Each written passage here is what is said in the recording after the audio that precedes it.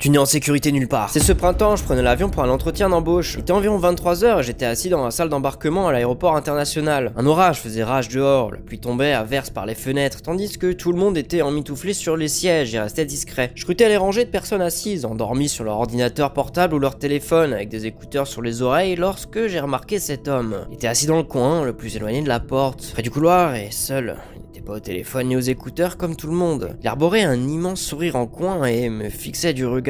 Il avait l'air plutôt ordinaire, tant par son apparence que par sa tenue. Mais ce sourire était tellement flippant qu'il commençait à me faire chier. Naturellement, je me suis détourné, j'ai fait semblant de pas l'avoir vu. Mais le fait qu'il me fixait me faisait constamment tourner les yeux vers lui sans m'en rendre compte. Finalement, ils ont appelé notre port d'embarquement et je suis monté dans l'avion. Je me suis assise juste à côté du hublot et j'ai utilisé mon téléphone pour consulter Instagram et envoyer quelques SMS à mes amis. Je n'ai pas vu cet homme bizarre embarqué. Et 1 heure plus tard, on était dans le ciel. Au cours du vol, je me suis levé pour aller aux toilettes et alors que je terminais, quelqu'un a frappé à la porte. J'ai crié « Occupé !» La personne a continué à frapper à plusieurs reprises et avec agressivité. Donc je me lavais les mains, j'ai ignoré la remarque, espérant que ça passerait. C'est pas arrivé. J'ai donc ouvert la porte pour faire une remarque osée, mais je me suis figé en voyant qui était devant moi. C'était ce type à l'aéroport, toujours avec ce sourire étrange plaqué au visage. Rapidement, j'ai dépassé, je me suis dirigé vers mon siège sans regarder derrière moi. Le reste du vol se déroulait normalement, à part le fait que je n'arrivais pas à l'oublier. Dès notre atterrissage, j'ai été la première à sortir ma valise du compartiment à bagages et le premier à descendre de l'avion. J'ai appelé un Uber en me dirigeant vers le parking de l'aéroport. Il était midi ici.